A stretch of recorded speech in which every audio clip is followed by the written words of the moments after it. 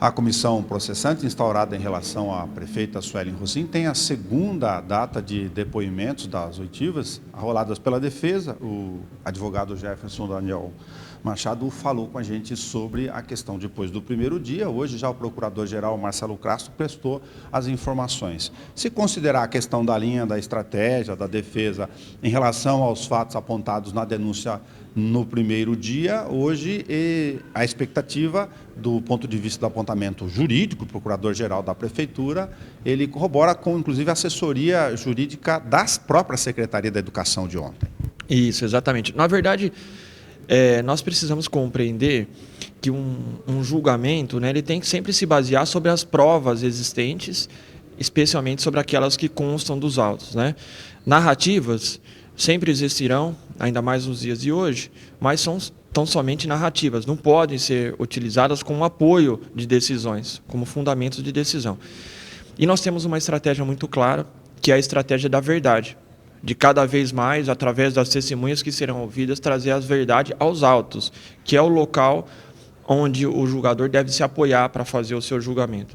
Então, nesse sentido, as testemunhas que foram ouvidas na data de ontem e a testemunha que foi ouvida na data de hoje corroborou imensamente, trazendo muita verdade aos acontecimentos, demonstrando absoluta regularidade nas desapropriações, demonstrando absoluta observância do interesse público nessas desapropriações e demonstrando que não houve qualquer tipo de situação que pudesse ensejar ainda mais algo tão grave quanto a cassação da prefeita.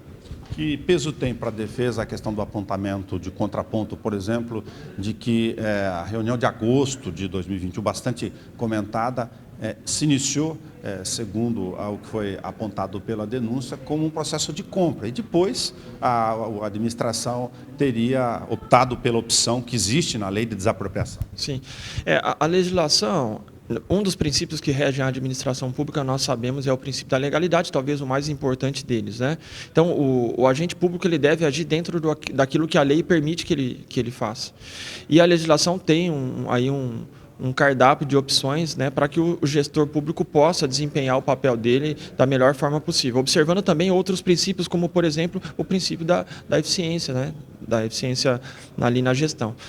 E a escolha pela modalidade de desapropriação é uma escolha absolutamente legal, é um instituto previsto, né, que não tem qualquer tipo de desconformidade. O próprio procurador, ouvido na data de hoje, corroborou com isso, esclareceu que a desapropriação foi sim o caminho acertado a ser adotado, até porque dentro das circunstâncias ali da ocasião, entendeu-se como sendo o meio mais adequado para que essas aquisições, né, essas desapropriações ocorressem. Uma nota técnica, como fica para a defesa, como estratégia, lógico, posicionamento, a questão, por exemplo, de um requerimento onde há o apontamento pela comissão de 83 ou 93 documentos separados em relação ao que foi listado pelo denunciante e o argumento pela defesa de que a comissão especial de inquérito em todos os seus documentos já havia sido rejeitado pelo plenário, não poderia ser aproveitado.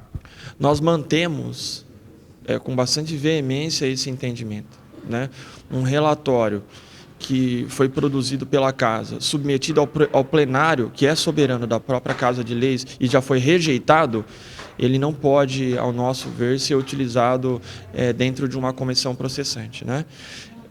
A própria Casa já rejeitou aquele material, então nós mantemos esse entendimento e é por isso que nós temos trabalhado de forma incansável no sentido de produzir nesta CP as provas que são suficientes para trazer aos julgadores uma segurança na formação dessa convicção delas.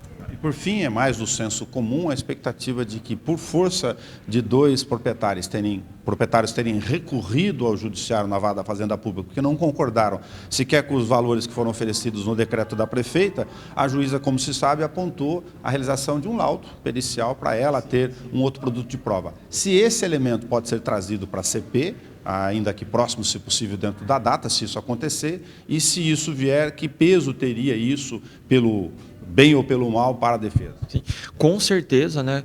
se esse fato novo surgir, né, que seria essa perícia produzida em um desses processos judiciais, nós traremos isso aos autos. É importante a gente registrar que já houve em outro processo uma perícia realizada por um perito judicial e essa perícia concluiu que o valor avaliado pela prefeitura foi até abaixo do valor de mercado.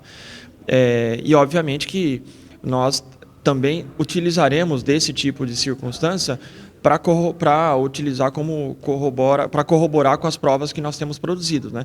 As precificações foram realizadas respeitando aspectos técnicos, sem qualquer participação direta ou indireta da prefeita ou de qualquer outro agente público que não tivesse competência para aquilo, né? E o que tem acontecido, as discussões judiciais iniciadas pelos proprietários insatisfeitos e a própria conclusão tida em um dos processos judiciais já demonstra que essas precificações foram absolutamente justas e corretas dentro do valor de mercado desses bens. Muito obrigado, advogado Jefferson Daniel Machado, que representa a defesa da prefeita Suelen Rosim.